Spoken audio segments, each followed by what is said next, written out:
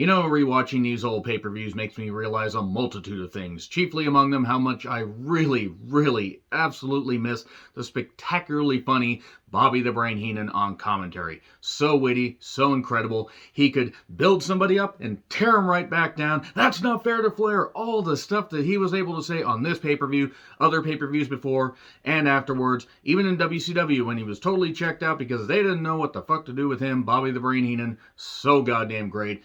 And there were other great moments on this show, and some moments that, God. 1992 was a rough year, folks. Let's talk about it, shall we? I'm John Recton with the Retro Review, WWE Survivor Series 1992. Let me know your thoughts on this show in the comments, please. Coming up on the 30-year anniversary of this particular event. I was 11 years old when this event came out. I remember getting the VHS tape a number of months afterwards. And I'll say this, yes, VHS, that absolutely prehistoric. I do remember going to watch some pay-per-views at a friend's house, a friend at the time. I actually don't know whatever happened to that friend, but their family would order the pay-per-views, and when I was able to go, I would go over there and sometimes watch them, and it was really goddamn fun. And way before any social media, hell, way before even the internet was ever thought of, the information superhighway, you sat there and you watched them. And if you record them on VHS, you could take them home. I actually used to own a bunch on VHS. Unfortunately, those got lost to time. Nevertheless, a lot of history when it comes to this show. 1992, very tumultuous year for WWE. For wrestling in general, you had the steroid trials coming up, and you had a whole bunch, the stringent drug policy. Oh boy, yes, very strict. So goddamn strict. You look at some of the promos on this show, you listen to them, and then you look in the eyes of some of the wrestlers, everybody was coked to the goddamn guilt.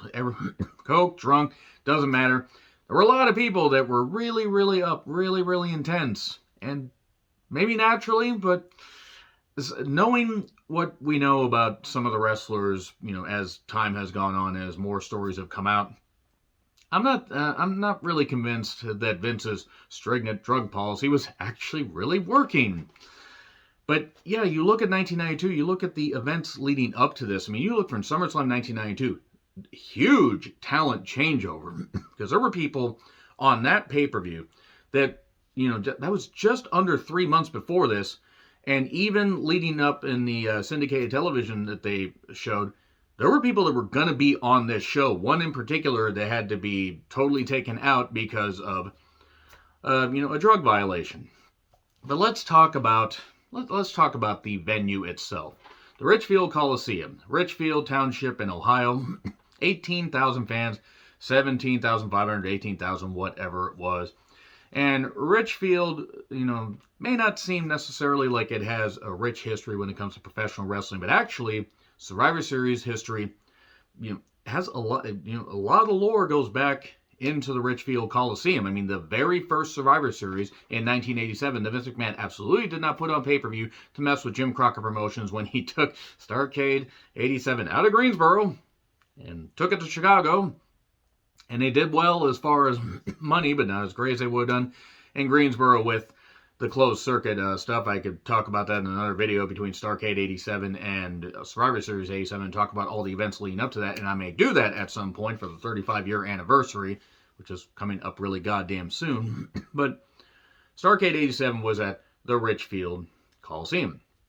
21,300 fans. And if you look at that card, that was 4 elimination matches. Let me tell you right now, some of those old pay-per-views, some of them hold up pretty well. That one in particular, it had some interesting storylines, but it is what it is. I don't know if I could actually retro-review that, but I could talk about Starrcade and Survivor Series, as I mentioned. And the second Survivor Series, the following year. Be a bit odd if they actually took a year off, since Survivor Series 87 was wildly successful. In the Richfield Coliseum again, down nearly 8,000 fans. 13,500. So this was up.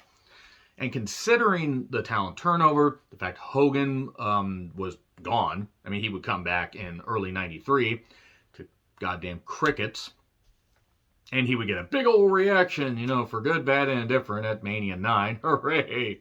WrestleMania 9. 30-year anniversary of that bullshit coming up.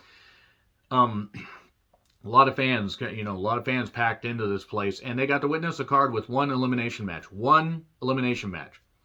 Considering the 1991, which I retro-reviewed last year, had only, it had elimination matches and then had one singles match, the first ever singles match in Survivor Series history. This was a big goddamn change. And loud Vince McMahon narrations open this up. Welcome to Survivor Series. Ha ha ha ha. So the dark match, by the way, was Repo Man taking on Crush, and Crush beat him.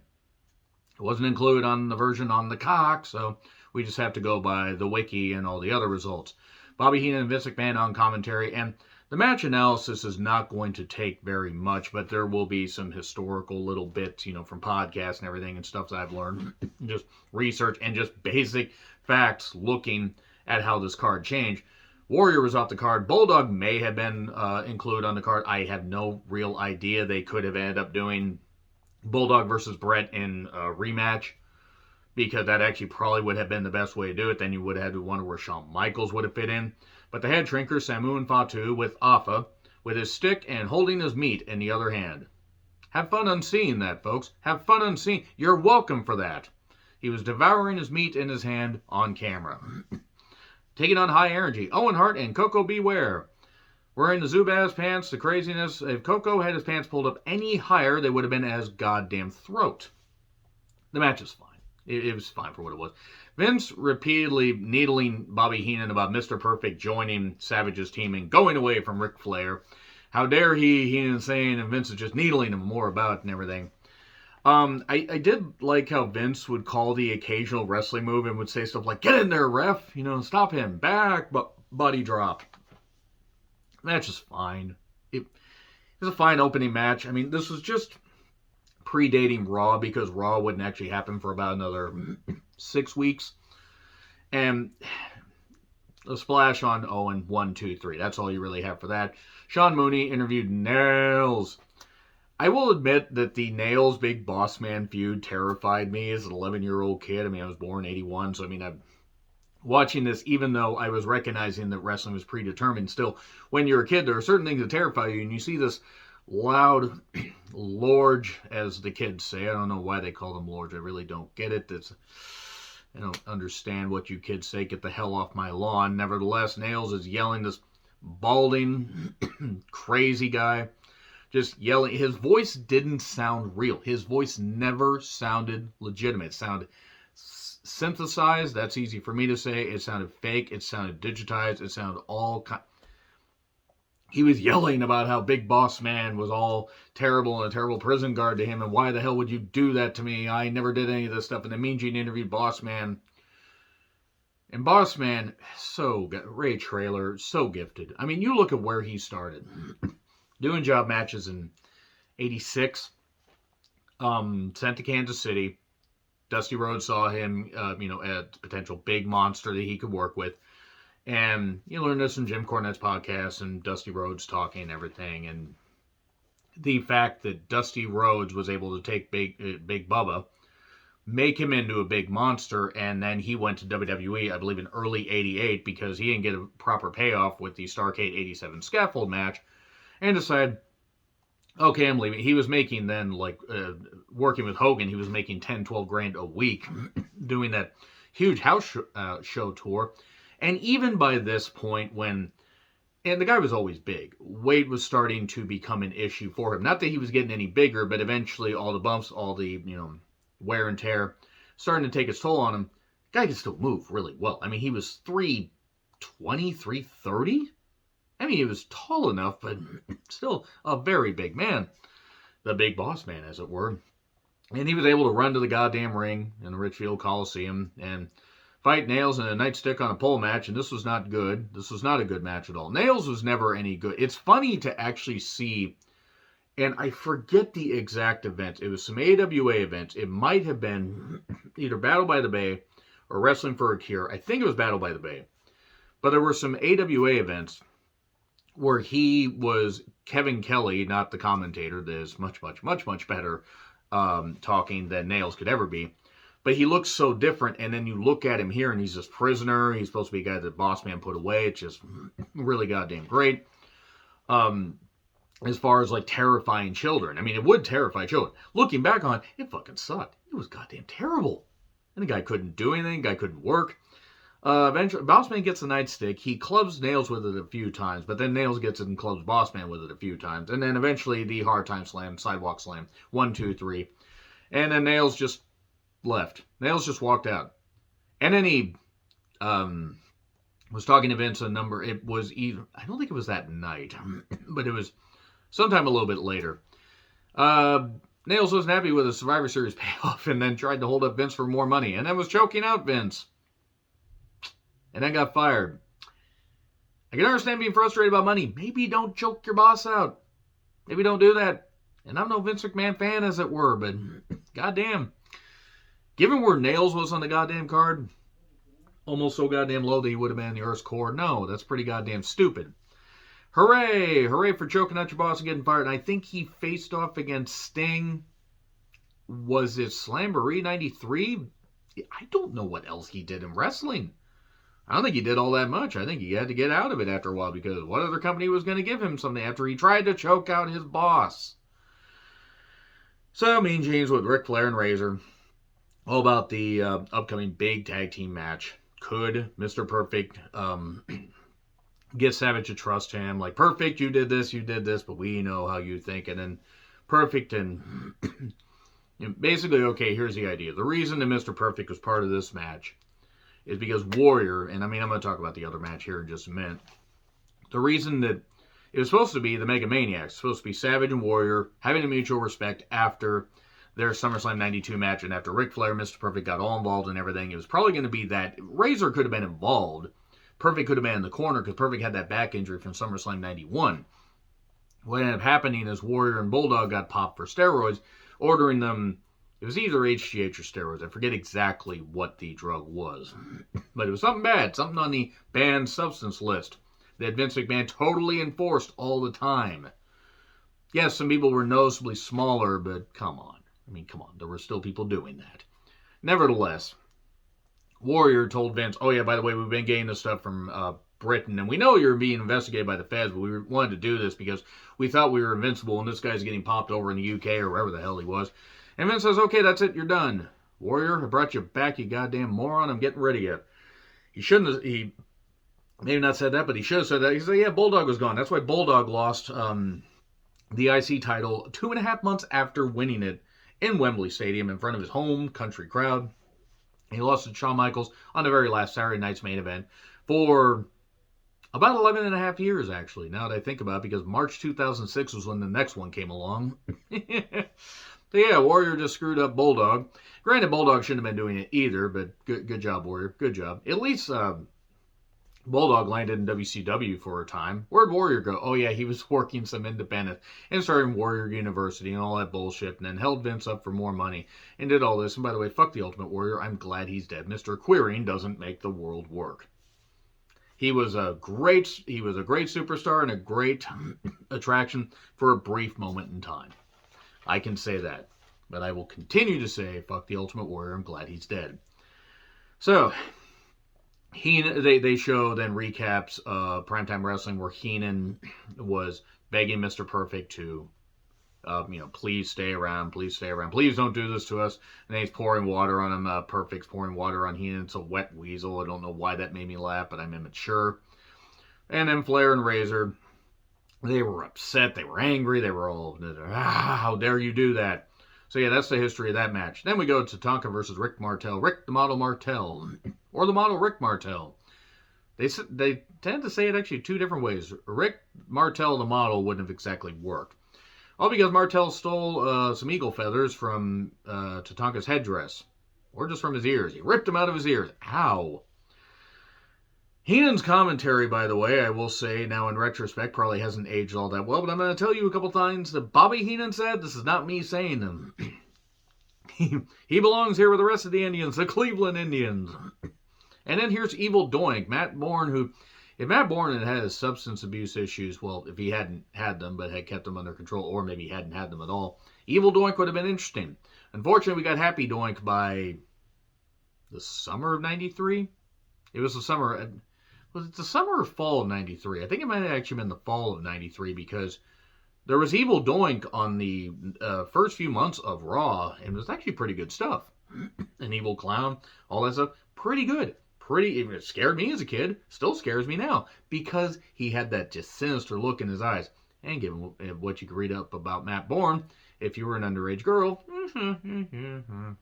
possibly, maybe, kinda, sorta, allegedly, covering my ass here. But then Tatanka fires up and Bobby Heenan says, uh-oh, put the wagons in a circle. Shouldn't laugh. Anyway, he hit a Samoan drop. 1, 2, 3. Tatanka gets the feathers, all that, while Doink was popping a balloon animal and doing all that. Sean Mooney interviews Savage and Mr. Perfect. Can he trust him? Who knows? We'll find out. Savage and Perfect took on Flair and Razor. Heenan was gold during this, absolute gold. Can't even encompass everything he said. Could Savage trust Perfect? Perfect had an early flurry, eventually tagged out to Savage. Savage got targeted for a while. Perfect looked and said, maybe this is a bad idea. So he goes to leave and then says, nah, I'm going to come back. And then it becomes a melee. Actually, this gets really sloppy. And it was a good idea, but the problem is they booked themselves to the point they couldn't get out of it without a bunch of shenanigans. Earl Hebner gets bumped. And then I believe Joey Morello, comes down. We get a perfect plex, and there's no count initially, and then a count for 2. And then another perfect plex on Flair. And then the crowd's booing this incessantly. I mean, it's just amazing. It just absolutely just booing this because they can sense shenanigans. The match was called off, by the way, because of a DQ, or called in a DQ because everybody was in the ring doing all this stuff. It was really weird. It was like in 1991 when they did that thing where Flair and Slaughter, I believe, were on opposite ends of the Survivor Series elimination teams, either in the opening match of the event or in the second match. I think it was the opening match. They did a whole bunch of shenanigans just as a way to get out of it. And this would start the downturn of DQ finishes making their way to television way too much. It was one thing when they did them in house shows and did them and stuff to lead to rematches. And all companies, all territories, doesn't matter. This is where people started to get annoyed with it. And there was, a chair used. That's not fair to Flair.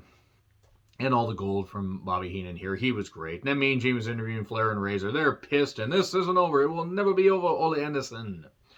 Yokozuna then beat Virgil quickly, very quickly. To be honest, that's the best use of Virgil at this point. Hit a bonsai drop. I understand that Yokozuna was going to get in the botany. Bonsai! I'm sorry. Now that I'm talking to nobody, let me talk about Sean Mooney interviewing Mr. Perfect and Savage again. This will never be over, Ole Anderson. Also, apparently, somebody left 2 raw turkeys in the locker room for Perfect to use as this prop. I got a turkey for you, Razor, and a turkey for you, Flair, and here's a little chicken for you, Heenan. Anyway, the Natural Disasters and the Nasty Boys took on the Beverly Brothers and Money Inc. with Jimmy Hart and the Genius. I forgot that Lanny Poffo was still in the company by late 92. It's a 4-on-4 elimination match. A team is eliminated since they're all tag teams, by the way. And when he's pinned by another guy, when say Bo pins Earthquake or Typhoon gets pinned, or he pins him, too many pronouns, pal. Whenever somebody gets pinned, that team is eliminated. In retrospect, they probably should have put a couple more teams here, but LOD weren't part of the company because Hawk had done what he had done at SummerSlam 92 or right after SummerSlam 92. They could have still put a couple more teams there.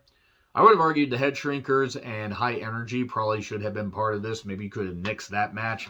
But then again, they already were stretching some of these matches out, as it were, and filling it with a whole bunch of interviews. What basically ended up happening is after, almost 10 minutes, the big sit down, squat, and push by Earthquake, as I called it, on Bo, so the Beverly Brothers are gone. And then 5 minutes later or so, Typhoon gets tripped, elbow drop to the back from IRS. 1, 2, 3. So it's down to Money Inc. and the Nasty Boys. And then IRS is celebrating like they won, and then he got rolled up. Literally 5 seconds later. 1, 2, 3. The most devastating maneuver in all professional wrestling, a surprise roll-up. Yay! So, There you go. That's pretty much what was waiting. Nasty Boys is kind of funny, actually. Were part of the company in '93. Were part of the WrestleMania rap, and then were in WCW by, was it the fall of '93? Because I believe they were part of Starrcade '93. So they weren't they weren't in the company very much longer. I think they were in the company by fall or WCW by fall of '93. They bounced around a lot. AWA, then to WCW. Where they wrestled on the red carpet, literally, because there was a red carpet for Halloween Havoc 90. They went to WWE, went back to WCW. Yeah, they bounced around a lot. And then they showed up on a TNA program in 2010. Everybody wondered why the hell Dixie gave Bischoff and Hogan so much control. Yeah. So anyway, I don't know why this made me laugh, but Perfect and Savage were on the phones with fans. This is when you could call in for like $1.99 or $3.99 a minute. I could never convince my parents to do that. Also, I didn't think I would ever be able to talk to a talent, but apparently you were actually able to. Would have been cool to talk to Randy Savage. So I recast Kamala and the Taker feud and the building of the casket and all that. And then Kamala lost to Undertaker in, I think, 5.5 minutes.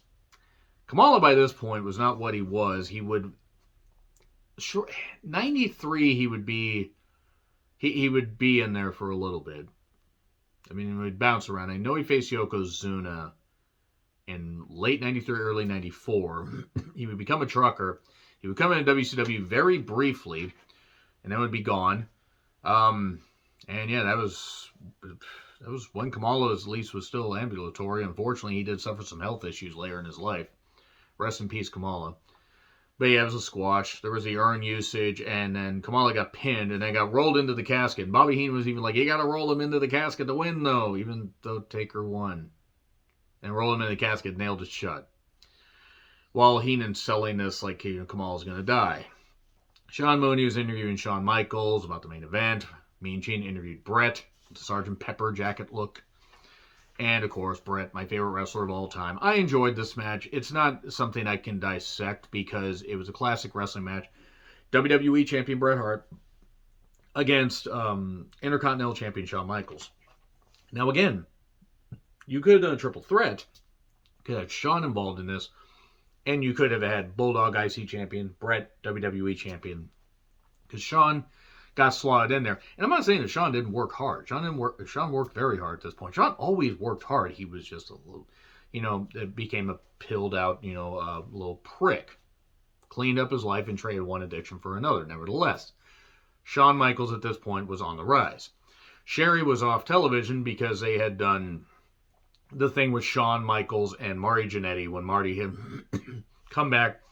And Sherry had been hit in the face, or, had accidentally taken the mirror to the face because Sherry's a goddamn pro and one of the most unsung heroes among wrestling fans today. And a lot of people praise Sherry. I just wish that more people gave Sherry her flowers as far as being revolutionary, as far as a wrestler and as far as a manager. Was always willing to take bumps. Absolutely incredible. Rest in peace, Sister Sherry. So Shawn and Brett had a classic wrestling match. A lot of rest holds. A lot of stuff where actually this match went about almost half the length of their Iron Man match, about 3.5 years later, or 3.25 years later. This was good. It was well wrestled, and Shawn tried to leap off the top about 26 minutes in, got locked in a sharpshooter, and there you go. It was well wrestled. Brett celebrated, and then Santa showed up for some reason. Somebody dressed up as Santa, and snow was falling, and okay, bit weird, but you know what? Pretty damn good event. Okay, at least in parts. Okay, maybe actually, in retrospect, there were good parts to it, but I still stand by the criticisms. This was a weird transitional time in WWE, and it would get even more awkward in 1993 when they tried to make Lex Luger a new Hulk Hogan and all that. But that's another story for another day. I may do the Starrcade Survivor Series 87 retrospective at some point. We will see. Anyway, let me know your thoughts in the comments. Like, share, subscribe, Twitter handle in the description. I'm John Whitland. I'll see you soon.